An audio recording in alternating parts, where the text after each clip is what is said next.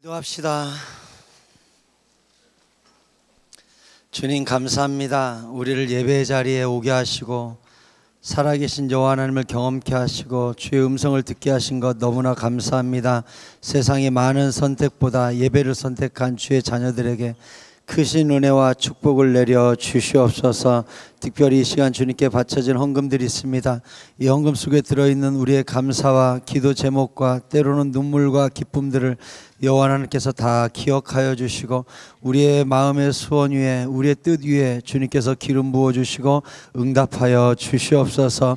바라옵고 원하옵기는 평생의 주의 영광을 위하여 드릴 것이 있는 인생이 되게 하여 주시고 우리 사랑하는 친구들 어디 가서든지 머리가 될지언정 절대로 꼬리가 되지 않아서 어디 가서나 영향받기보다 영향을 끼치는 주의 리더들이 다 되게 하여 주시옵소서. 오늘도 말씀 듣겠사오니 말씀 가운데 주의 음성 들려주시고 우리 가운데 확신과 평안함과 의지의 결단이 있는 시간 되도록 인도해 주시옵소서.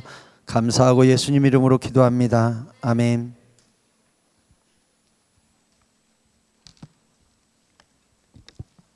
먼저 광고를 몇 가지 드릴게요.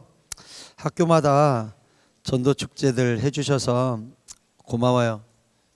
목사님이 수영로교회 다음 세대 특별히 고등부에 오면서 꿈이 있었다면 이런 꿈이 있었어요.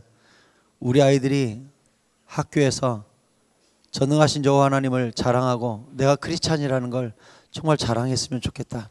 이게 저의 꿈이었는데 학교에서 여러분들이 전도 축제를 하면서 내가 자랑스러운 하나님의 자녀라는 정체성도 드러내고 친구들을 전도의 자리로 초대하는 모습을 보면서 내 꿈이 상당히 이루어졌구나 싶어서 너무너무 행복했습니다. 학교 전도축제 이미 해낸 학교, 준비하고 있는 학교 제가 많이 사랑하고요. 여러분 모두가 너무나 자랑스럽습니다. 여러분과 같이 이 고등부에서 사역하는 것이 너무나 큰 행복이고요. 너무너무 고맙습니다. 학교 전도축제에 힘을 내주시기 바랍니다. 어제 11월에 첫 번째 청토비 했고요. 이제 다다음 주에 또 두 번째 청토비가 있으니까 기억해 주세요. 추수감사절 광고입니다. 11월 16일 오늘이 2일이니까 2주 후죠. 2주 후는 추수감사주일이라서 어른들과 같이 예배 드려요. 여기 11시 넘어가지고 여기 와봐야 아무도 없어요. 여기 와가지고 애들이 먼저 휴거했나 주님이 나 빼고 다 데려갔나 하고 여기서 울어봐야 소용이 없어요. 전부 본당에 있으니까 올라오시면 돼요. 위에 본당 특별히 4층 왼쪽 구석 쪽에 이렇게 테두리를 쳐놓고 여기는 고등부 자리 해놓은 데가 있어요. 거기로 오시면 돼요. 특별히 다다음 주는 절대로 네버 지각하면 안 돼요. 지각하면 어른들 예배 드리는데 우리가 피해를 주게 돼요. 어른들과 1년에 딱 한 번 예배 드리는 날이니까 다다음 주에 추수감사절 날에는 절대 지각하지 말고 여기로 지각한 애들은 또 여기로 내려왔다 올라오면서 더 지각할 가능성이 있어요. 여기 와서 사람이 없습니다. 그러니까 바로 그날은 선생님들도 전부 여러분께 문자를 좀 보내세요. 그래가지고 그날은 바로 4층으로 올라오셔야 거기 우리 예배 공간이 있습니다. 추수감사절 날 어른들과 같이 예배하는 날이에요. 그럼 왜 하냐? 의미는 한 가지예요. 우리 수영로교회 열매는 우리 다음 세대다 해서 여러분들을 보고 우리 모두가 즐거워하기 위해서예요. 그런데 거기서 예배 태도 그지같이 드리면 열매가 다 썩어 보이겠죠? 안 돼요. 예배 잘 드려야 돼요. 예쁘게 그날만큼은 반짝반짝 빛나는 사과처럼 아름다운 열매로 예배를 드려야 돼요. 뭔 말인지 아셨지요? 언제라고요? 다다음 주에요. 고등부 밤산상기도 있다는 거 기억하시고요. 특별히 고3들은 수능 이후니까 많이들 가서 기도 좀 합시다. 개인적인 광고를 할게요. 목사님은 담임 목사님을 모시고 이번 주 목요일 날 출국을 해요. 워싱턴으로 담임 목사님께서 집회를 가시는데 제가 당번병으로 따라가는데 특별히 워싱턴 한인교회에서 목사님이 3일간 집회할 때 저하고 같이 가는 비서 목사님하고 그리고 청년부 담당이신 김상원 목사님하고 3명은 차를 렌트해서 그 근처 필라델피아, 뉴욕, 워싱턴 근처에 있는 건강한 큰 교회들을 탐방하러 갑니다. 그래서 목요일 갔다 수요일 날 오는 6일간의 일정인데 굉장히 빡빡해요. 6일 중에 이틀은 비행기겠죠. 이틀은 담임 목사님하고 딱 붙어서 밀착 그 부흥의 현장이 있어야 되고, 나머지 이틀 반 정도를 거기서 차를 렌트해 가지고 교회를 돌아다니면서 탐방을 하고 오게 돼요. 일정이 굉장히 빡빡하죠. 그리고 가면 어떤 일이 있을까 이런 신선함이 전혀 없어요. 빤히 아는 프로그램대로 가기 때문에 기대 없이 갑니다. 제가 걱정하는 건 거기서 혹시 날아가다가 비행기가 떨어지지는 않을까, 가다가 또 사고가 나진 않을까. 처음 초행길에 렌트카를 빌려서 다니기 때문에 걱정도 되고, 또 숙소도 우리가 여기저기 다니면서 빌려갖고 묵으면서 교회를 3일간 탐방하게 되는데, 여러분 잘 갔다 올 수 있도록 기도해 주시기 바랍니다. 이 비행기가 떨어지면 우리에게 큰 위기가 와요. 담임 목사님과 다음 세대 총괄 디렉터와 청년부 담당 디렉터가 죽어버리면 큰일 납니다. 그러니까 여러분들이 이 비행을 위해, 이 여정을 위해 기도 잘 해주시고요. 다음 주에 제가 안 보이더라 하더라도 어디 떠났나 생각하지 마시고 그 다음 주면 반드시 건강한 모습으로 나타나도록 하겠습니다. 사랑합니다. 기도하세요. 두 번째 광고, 살짝 사적인 광고인데, 우리 새가족부에 계신 송유미 집사님께서 남편분이 아토피 전문 이렇게 크림을 이렇게 하시는 분이세요. 그래서 기도하다가 문득 이런 생각이 들었대요. 우리 고등부 아이들 중에 아토피 있는 아이들한테 공짜로 주고 싶다. 겁나게 비쌉니다. 샘플을 들고 왔습니다. 여기 가격표가 붙어 있네요. 72만이라고 하면 뻥이지. 사실이겠어. 어쨌든 여러분 하나씩 드릴 테니까, 여러분 중에 내가 아토피가 있다, 혹은 우리 집안에 뭐 엄마가 아토피로 심해서 내 기도 제목이다, 이런 사람들 선생님들께 신청하시면 다음 주에 하나씩 드려요. 아셨죠? 송유미 집사님 고맙습니다. 박수. 여러분들도 나중에 훌륭한 사람 돼서 좀 이렇게 제자들한테 이렇게 좀 하면 얼마나 좋겠니? 너희들도 나중에 부자 돼서 장학금도 많이 내고 이렇게 좀 섬기면 좋겠어요. 알았죠? 좋다, 그치? 좋은 교회, 우리 교회 좋은 교회. 교회 잘 다니면 크림도 주고. 좋아 좋아. 어쨌든 아토피 있는 친구들 신청하세요. 성경 말씀 봅시다. 다니엘서 5장 17절에서 31절인데 좀 길지만 같이 읽어볼게요. 목사님이 17절 먼저 읽을게요. 다니엘이 왕에게 대답하여 이르되, 왕의 예물은 왕이 친히 가지시며 왕의 상급은 다른 사람에게 주옵소서. 그럴지라도 내가 왕을 위하여 이 글을 읽으며 그 해석을 아뢰리이다.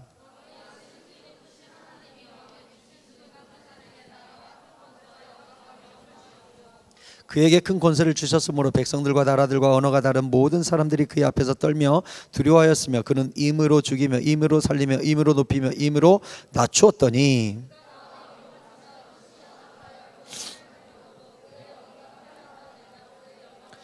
사람 중에서 쫓겨나서 그의 마음이 들짐승의 마음과 같았고 또 들나귀와 함께 살며 또 소처럼 풀을 먹으며 그의 몸이 하늘 이슬에 젖었으며 지극히 높으신 하나님이 사람 나라를 다스리시며 자기 뜻대로 누구든지 그 자리에 세우시는 줄을 알기에 이르렀나이다.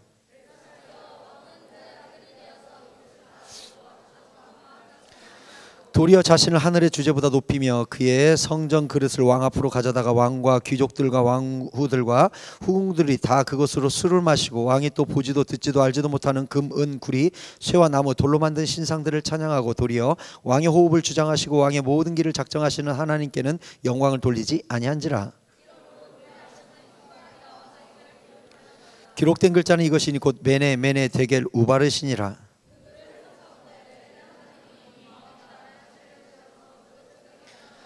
데겔은 왕을 저울에 달아보니 부족함이 보였다며,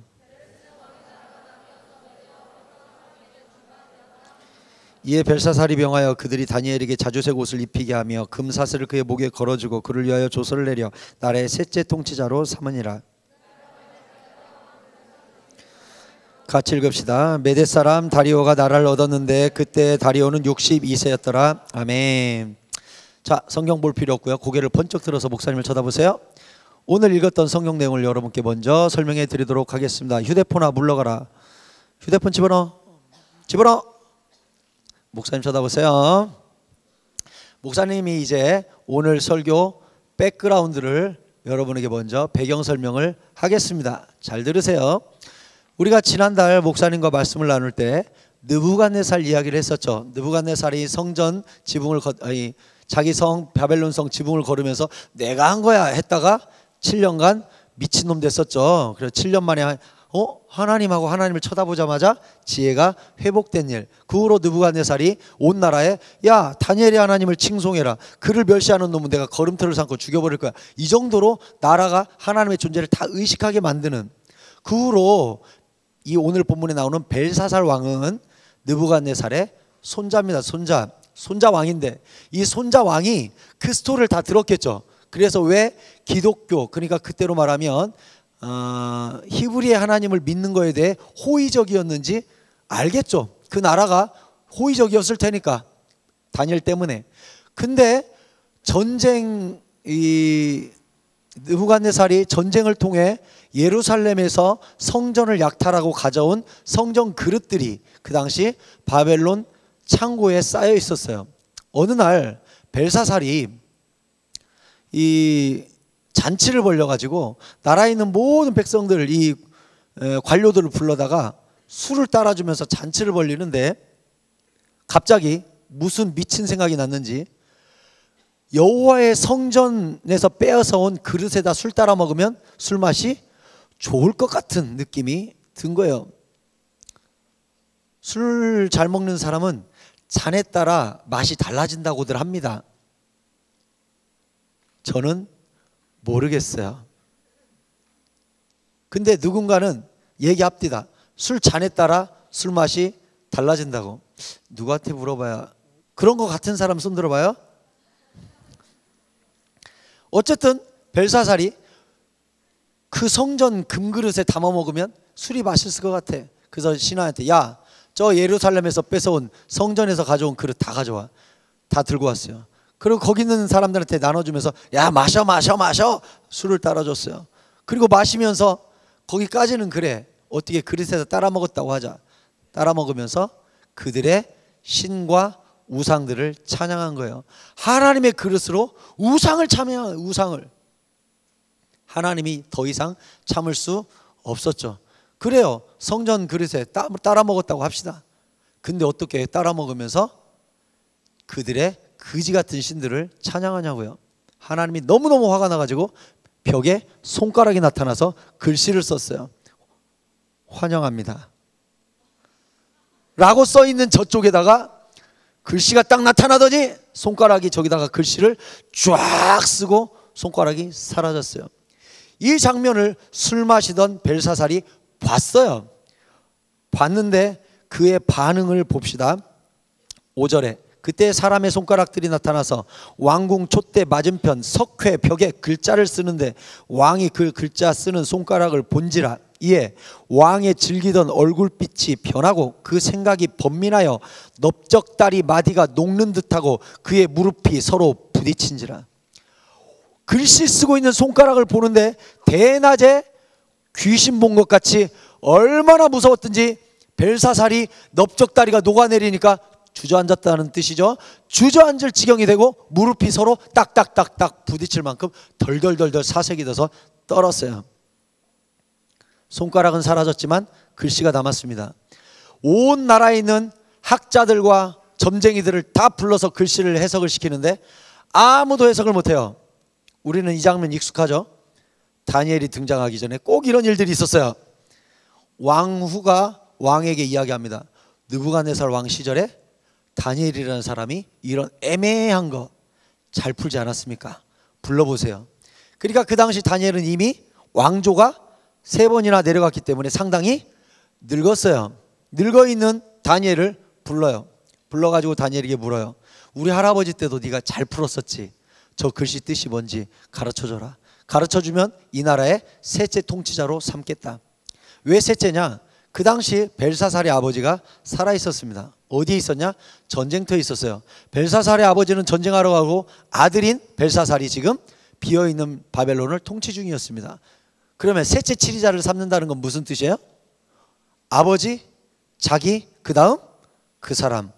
그러니까 바벨론에서 최고의 통치권을 주겠다라고 약속한 거예요.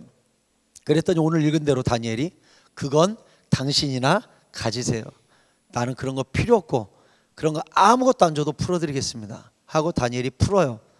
풀기 전에 다니엘이 왕을 혼내죠. 왕이여, 느부갓네살왕이 어떤 일을 겪었는지 당신 뻔히 알잖아요. 7년간 미쳐있다가 하나님이 회복시켜줘가지고 하나님은 크고 놀라워 하고 하나님 인정한 사건 알잖아요. 근데 당신은 교만하게 그 그릇을 갖다가 술 마시면서 우상을 찬양해요.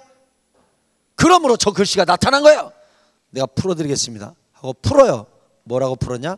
메네 데겔 우바르신이라고 25절에 얘기했죠. 기록된 글자는 이것이니 곧 메네 데겔 우바르신이라. 왜 아무도 풀 수 없었냐? 손가락이 나타나서 자음만 적었거든요. 모음이 없어. 쉬운 얘기로 이응, 시옷, 비읍 왔다 갔다. 아무도 모르죠. 하지만 저는 알아요. 유승복 왔다 갔다 라는 뜻이에요. 우리가 세로들 입치잖아요. 편지 쓸 때 세로로는 나가 죽어 해놓고 겉으로는 이렇게 쓰면 나중에 세로로 읽어보면 막 그지 망나니 같은 글씨를 써놓고 이렇게 하잖아요. 그게 암호야. 똑같아. 그때도 초성만 이응, 시옷, 비읍 왔다 갔다 하듯이 그 벽에 나타나서 초성만 글씨가 쓱쓱쓱 쓰고 간 거야. 아무도 못 읽어. 다니엘이 딱 와가지고 읽었어요. 메네 데겔 우바르신이라고. 근데 골 때리는 게 읽어도 해석을 못하는 게 메네 데겔 우바르신 뜻이 뭐냐? 메네 똑같은 단어예요. 세다 데겔 달아보다, 저울로 달아보다, 달다. 우바르신 나누다 라는 뜻이에요. 그러면 그 글씨를 해석하면 이겁니다. 세보고 달아보고 나누다. 어떻게 해석해요? 읽어도 해석을 못해요. 읽어도 그건. 근데 다니엘이 딱 읽고 해석을 해줍니다. 왕이여, 당신이 감히 성전 그릇을 가지고 술을 먹으면서 우상을 찬양해요? 저 글씨는 메네 데겔 우바르신이에요. 무슨 뜻인 줄 알아요? 하나님이 당신을 세보고 달아봤더니 부족해요. 그래서 이 나라를 쪼개버릴 겁니다. 그래서 세다 달아보다 나누다 이것을 갖다가 다니엘이 딱 읽어주면서 당신을 하나님이 세봤대요. 2번이나 또 당신을 달아봤대요. 부족하대요. 이 나라를 하나님이 쪼개버릴 겁니다 한 거예요. 어떤 일이 있었어요? 30절 그날 밤에 갈대아 왕 벨사살이 죽임을 당합니다. 메대 사람 다리오가 나라를 얻었는데 그때 다리오는 62세였다고 기록하고 있어요.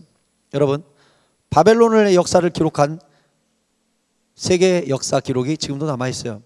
다리오가 이때 쳐들어간 군사 기록이 지금 몇천 년 전 기록이 점토판으로 남아있죠. 뭐라고 나오냐? 다리오가 바벨론을 쳐들어갔을 때 벨사살 왕이 잔치 중이었다고 나와요.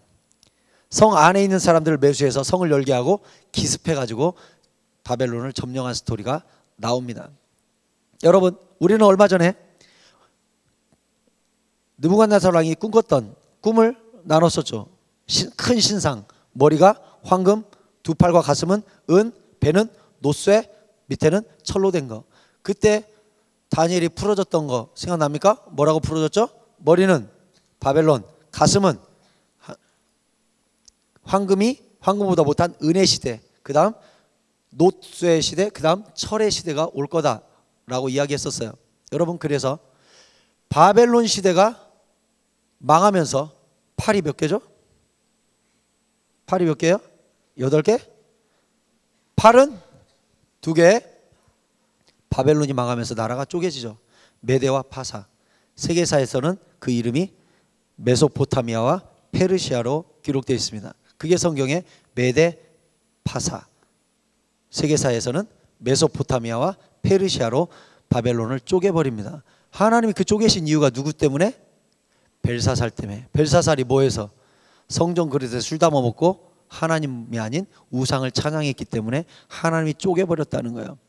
우린 이걸 통해 알 수 있죠. 하나님의 세계 역사, 예수 믿든 안 믿든, 하나님을 섬기든 안 섬기든 어느 민족 어느 나라까지 다 간섭하고 통치하시는 하나님이라는 걸 첫 번째로 알 수가 있어요. 두 번째는 벨사살이 그날 자기가 제삿날이 되리라는 걸 알았을까요? 그날 자기가 죽는 날이라는 걸 알았을까요? 몰랐을 거예요. 갑자기 하나님의 심판이 호련히 임한다는 거예요. 여러분, 저는 살다가 여러분은 잘 느끼지 못할 거예요. 사회에 나와서 많이 느끼게 됩니다. 뭘 느끼냐? 악인이 잘 된다는 거. 못된 놈들이 잘 풀립니다. 진짜 악하게 사는 놈들이 비싼 차, 좋은 집, 이쁜 각시 얻어서 아프지도 않고 장수하다가 죽어요. 얼마나 화나는 줄 알아요? 그럴 때 이런 생각이 들죠.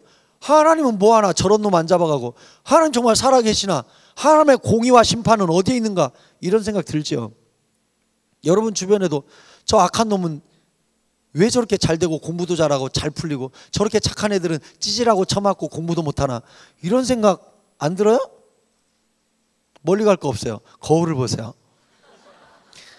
자, 이런 사태를 보고 시편 기자가 열이 받아서 쓴 시편이 있어요.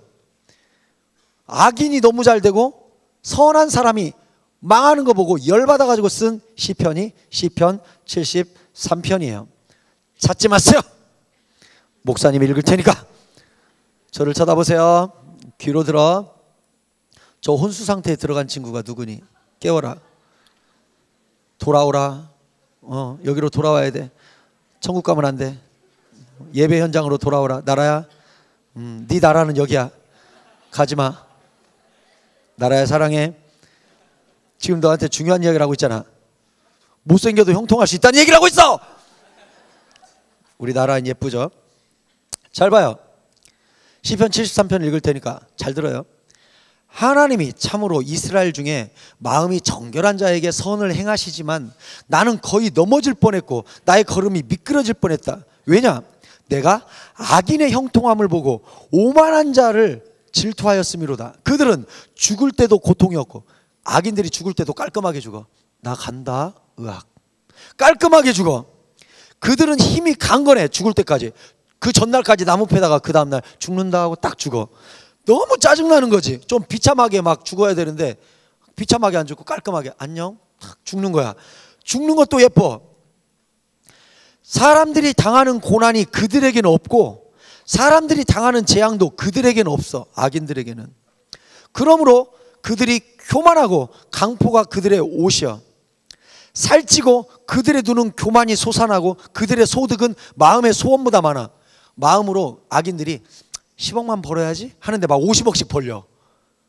미치는 거지. 옆에 쳐다보는 사람은, 악한 사람은 10억 벌어야지 했다가 쫄딱 망해야 되는데 10억 벌어야지 했다가 50억을 벌어버려.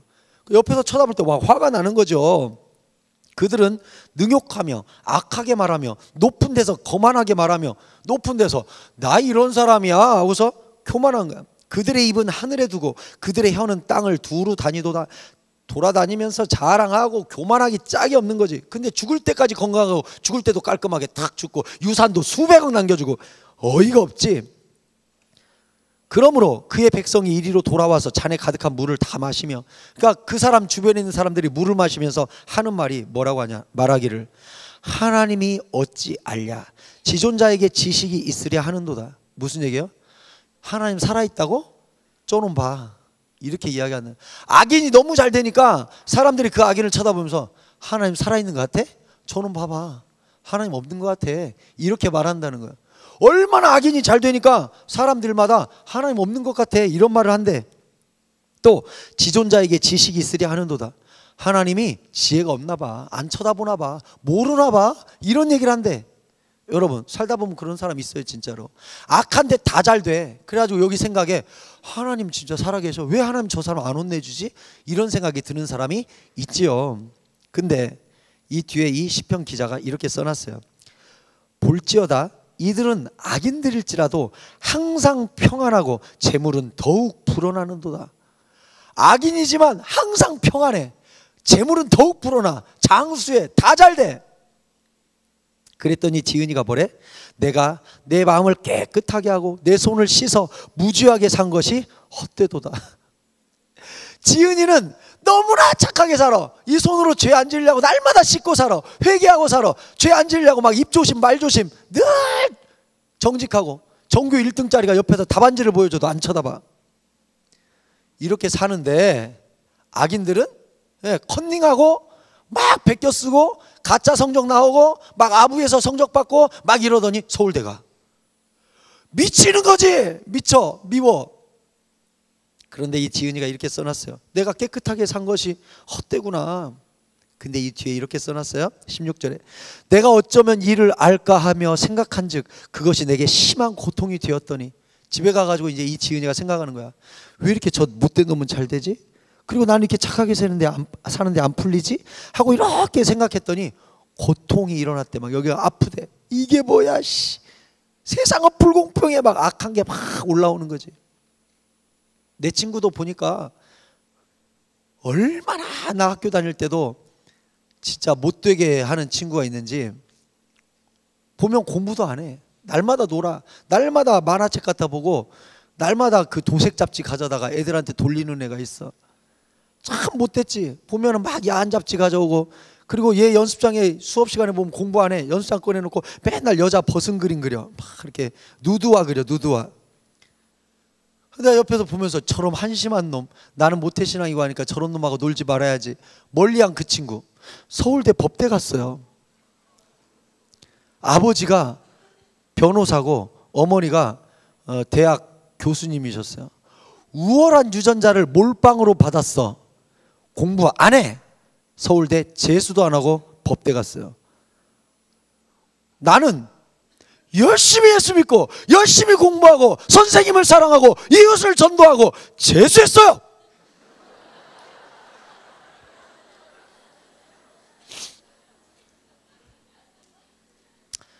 그러니 밤에 잠이 오겠어요? 이 성경 기자도 집에 가서 생각하니까 머리를 다 쥐어뜯어서 가발을 벗고 싶지. 아! 왜? 악한 놈은 갈수록 돈 벌고 건강하고 오래 살고, 선한 사람은 짓밟히고 안 되고 빨리 죽고, 이게 말이 되냐고. 그랬더니 내가 어쩌면 이를 알까 하고 생각한지 그것이 내게 심한 고통이 되었더니 내가 하나님의 성소에 들어갈 때에야 그들의 종말을 깨달았나이다. 이 지은이가 교회 가서 예배당 들어가서 아 맞아 하고 뭔가를 깨달았대. 읽어드릴게요. 주께서 참으로 그들을 미끄러운 곳에 두시며 파멸에 던지시니 그들이 어찌하여 그렇게 갑자기 황폐되었는가 놀랄 정도로 그들은 전멸하였나이다. 뭐냐? 악인들이 형통한 이유는 하나님이 방치해서래요. 착한 사람은요 하나님이 좀만 잘못해도 혼내요. 왜? 그래야 천국에서 상급을 받고 천국 가니까. 악한 놈들은 하나님이 내버려 둔대요. 그렇게 잘 되다가 순식간에 지옥 가라? 내버려 둔대요. 그래서 갑자기 팍 지옥으로 떨어지게 하려고 하나님이 내버려 둔대요. 그러니까 우리가 때로는 안 풀리고 고난이 오고 하나님께 혼나는 것이 진짜 감사한 일이에요. 왜? 깨달으니까 그렇게 해서. 근데 악한 사람은 고난이 없으니까 깨달을 기회가 없죠. 끝끝내 그쪽으로 달려가다가 지옥으로 그대로 수직 낙하 떨어지는 거예요. 여러분, 벨사살 왕이에요. 대제국의 왕이에요. 그 다음 후계자예요. 이미 아버지 없는 자리에서 대제국을 다스리고 있는 이날의 둘째 치리자예요. 그런데 그날 밤 암살당하고 그날 밤 지옥으로 떨어졌어요. 수직 낙하. 왜? 전능자가 그를 저울에 달아보신다는 사실을 몰랐어요. 여러분, 고개를 들어서 목사님을 주목하세요. 이 말 잊지 마세요. 우리는 살아서든 죽어서든 반드시 하나님의 심판대 앞에 섭니다. 하나님의 저울 앞에 올라가게 됩니다. 준비하세요. 지금부터. 요한계시록에 보면 요한이 천국을 보고 와서 써놨어요. 읽어드릴게요. 요한계시록 20장 찾지 마세요. 읽어드릴 테니까. 계시록 20장 12절. 요한이 하나님의 심판대 앞에 심판받는 장면을 아주 디테일하게 적었습니다. 읽어드릴게요. 또 내가 보았더니 죽은 자들이 큰 자나 작은 자나 다 그 보좌 앞에 쭉 서 있는데 그 보좌에 책들이 펴 있고 또 다른 책이 펴 있는데 생명책이더라. 죽은 자들이 자기 행위를 따라 책들에 기록된 대로 심판을 받는데 바다가 그 죽은 자 가운데서 죽은 자들을 내주고 사망과 음부도 그 가운데서 죽은 자들을 내주매 각 사람이 자기 행위대로 심판을 받더라. 저를 보세요. 저를 보세요. 고개 들어요. 우리가 죽는 건 다 다르죠. 바다에 빠져 죽을 수도 있고, 우리가 죽고 나서 땅에 묻힐 수도 있고, 화장시킬 수도 있죠. 불에 타서 가루가 돼서 없어질 수도 있고, 강물에 재를 뿌리고 끝날 수도 있어요. 그런데요, 심판날에요, 바다가 다 내놓는데요. 바다야, 빠져 죽은 아무개 내놔. 바다가 다 토한대요. 그동안 죽은 사람들 다 꺼내준대요. 땅, 너도 뱉어. 땅에 묻혔던 그동안 죽었던 사람 다 뱉는데요. 태워가지고 없어졌다? 하늘아, 너도 내놔. 대기 중에 흩어진 원자, 원소까지 다 붙어가지고 사람으로 다시 회복돼서 하나님 앞에 쭉 세운대요. 그리고 하나님 보좌에는 책이 2권 이상 펼쳐져 있어요. 한 권은 생명책이고 한 권은 행한 것을 기록해 놓은 책이에요. 그리고 그 행한 대로 심판을 받고 있는 장면을 요한이 봤대요. 여러분 일기 쓰나요? 목사님 일기 안 써요. 별로 쓸 말이 없어요. 똑같거든. 그런데 일기 쓰면 똑같죠. 어제와 같음, 이하 동문, 계속 그거밖에 못 쓰죠. 우리도 마찬가지죠. 집에 가서 일기 쓰면 뭐 학교 가고 학원 가고 친구랑 싸우고 치고받고 오늘도 울었다, 똑같지 뭐. 어제와 같음, 계속 그것만 쓰면 돼. 목사님 거의 쓸 말이 없어서 일기를 안 씁니다만, 하늘에서요 일기를 써요. 유승복의 일기를. 승복이는 오늘도 복음을 전했음. 승복이는 오늘도 누구를 미워했음. 승복이는 오늘 둘째를 팼음. 다 적어놨어요. 다 적어놨어. 그래가지고 그 행함대로 심판을 받는데요. 여러분 말씀드립니다. 누구나 심판대 앞에서 저울 위에 올라갈 날이 와요. 근데 그 저울 추의 기준이 뭐냐? 네가 어떻게 살았느냐예요. 우리가 예수 믿고 구원을 얻었지만 천국의 심판대 앞에서는 모든 사람의 행위와 언행대로 다 심판을 받습니다. 예수님께서는 말했어요. 너희 입의 말로 심판을 받으리라. 그러면 천국에서 우리 말을 녹취하고 있다는 것을 알 수 있습니다. 내가 무슨 말을 하든지 내 앞에 마이크가 있어요. 우리는 안 보이지만 내 옆에 천사 하나가 녹음기를 들고 내 입 앞에 같이 따라다니고 있는 FBI 천사가 있어요. 내가 무슨 말을 하는지 옆에서 녹화 뜨고 있어. 동영상 뜨고 있어. 그래서 내가 죽어가지고 심판대 앞에 섰을 때 그거 다 오픈한대. 그래가지고 너 몇 월 며칠 날 조진대, 혼난대. 여러분 말씀드립니다. 착하게 사세요. 착하게 사세요. 모두 다 심판대 앞에 서게 됩니다. 그리고 욕하지 마세요. 예쁜 말 하세요. 하나님이 다 녹음하고 계십니다. 세계 열방의 사람들이 전부 다 서서 하나님 앞에 심판대 앞에 서 있는데 하나님이 자 아무개 녹음기 틀어볼까? 딱 들었더니 야이 샤야 세계 열방의 수억 명의 사람이 그 소리를 들으면서 내 얼굴 쳐다볼 때 내 얼굴이 어떨 것 같아? 우이구. 예쁜 말 하세요. 그리고 착하게 사세요. 오늘 볼펜으로 팔 걷고 문신을 여기다 전부 새기라고. 착하게 살자. 이렇게 조폭 문신. 착하게 사세요 제발. 왜? 행함대로 하나님이 반드시 심판하고 저울에 올릴 날이 다 온다는 거예요. 따라서 하세요. 하나님의 눈치를 보고 살자. 아멘. 보이지 않지만 하나님의 천사들이 내 앞에서 다 녹음을 뜨고 있으니까 하나님 눈치 보고 살아야 돼. 우리가 함부로 말하지 마세요. 함부로 살지 마세요. 대충 살지 마세요. 악하게 살지 마세요. 그 모든 것에 심판이 우리를 기다리고 있어요. 벨사살 당장 나라가 부강하고 황금의 시대를 구가하고 있으니까 자기가 최고인 줄 알았지. 하지만 하나님을 무시하는 순간 그대로 수직낙하해서 그날 밤 암살당하고 그날 밤 바벨론이 멸망당할 날이라는 걸 어떻게 알았겠어요. 하나님 앞에 겸손해야 됩니다. 늘 하나님의 시선을 하나님의 불꽃 같은 눈동자가 우리를 늘 따라다니니까 PC방에 게임하러 갈 때 하나님도 동행하시고 녹화 뜬다니까. 게임하면서 저런 다 녹음된다니까. 가지마. 하나님 천사가 녹화 뜨고 녹음기 들고 따라오잖아. 좋은 곳에 가서 좋은 말하고 착하게 사세요. 무엇을 심든지 그대로 거둔다는 거예요.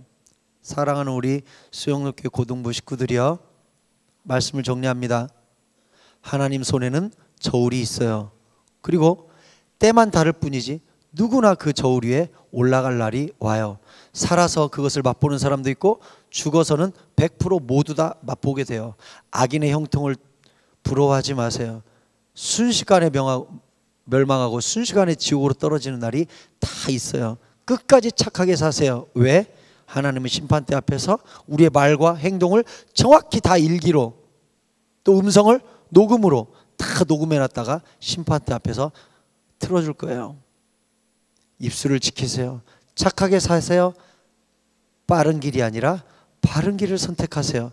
마침내 하나님께서 그날 잘했다 칭찬하시면서 우리를 끌어안아 주시고 우리가 심었던 말과 행동에 30배, 60배, 100배의 축복과 상급을 반드시 돌려주시리라고 믿습니다.